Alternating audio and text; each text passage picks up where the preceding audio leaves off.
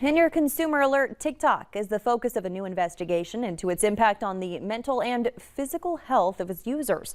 Some experts believe the technology that drives TikTok and other social media sites can promote depression, eating disorders, and drug abuse in children and teens. Lilia Luciano spoke with a state attorney general who's part of the investigation. All this talk about good things to come. With more than 1 billion users, TikTok has risen to social media dominance. What took Facebook more than 8 years, YouTube and Instagram more than 7 years, TikTok has done in 5.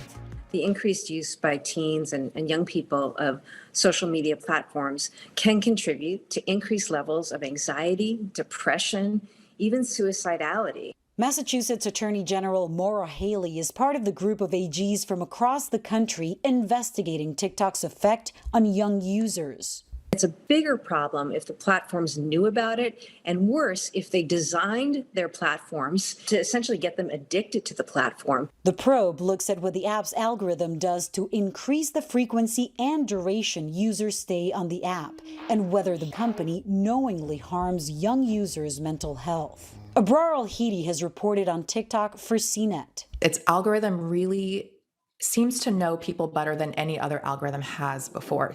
A recent investigation by the Wall Street Journal found the app tracks not just what users like, share, and post, but also the time spent on certain content, giving users more, even if they don't seek it out. It doesn't require liking something. How does the algorithm know that you're into that kind of subject?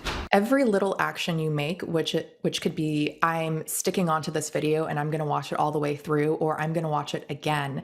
It's watching that too. It's really analyzing every single move you make. Michael Beckerman, the company's head of public policy for North America, told CBS Mornings in October the company has safeguards in place.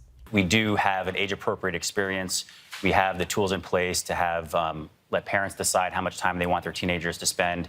We give the nudge on taking a break. In a statement, the company said, "We care deeply about building an experience that helps to protect and support the well-being of our community and appreciate that the state attorneys general are focusing on the safety of younger users." Are there safeguards these companies could be using that they're choosing not to? Absolutely. I mean, these companies create these products. They design the technology, so it can be designed in other ways. Lilia Luciano, CBS News, Los Angeles. Amazon is closing all of its brick-and-mortar bookstores as well as its 4-star shops and pop-up locations as the online retailer reworks its physical footprint. The Seattle-based company says the move, which affects 66 stores in the U.S. and 2 in the U.K., will enable it to concentrate its efforts on Amazon Fresh, Whole Foods markets, Amazon Go, and its upcoming Amazon Style stores. Amazon opened its first brick-and-mortar bookstore in 2015, and Amazon's 4-star shops made their debut in 2018.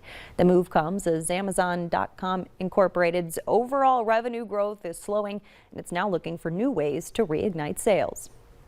The war in Ukraine is helping push mortgage rates lower, at least for now. According to Freddie Mac, the 30-year fixed-rate mortgage averaged 3.76% in the week ending March 3rd. It's the second week in a row that rates have fallen after weeks of increases. The rates dropped as a result of receding U.S. Treasury yields as investors moved to the safety of bonds due to Russia invading Ukraine. Freddie Mac says rates will likely increase again in the coming months. Airbnb is offering temporary housing to about 100,000 Ukrainians who are fleeing their country because of the Russian invasion. The company says funding for the stays will come from Airbnb's refugee fund, along with assistance from hosts. CEO Brian Chesky is also calling on people in Poland, Germany, and Romania to open rooms for Ukrainians in need. Airbnb says although this is just a short-term solution, it'll work with governments to get people situated.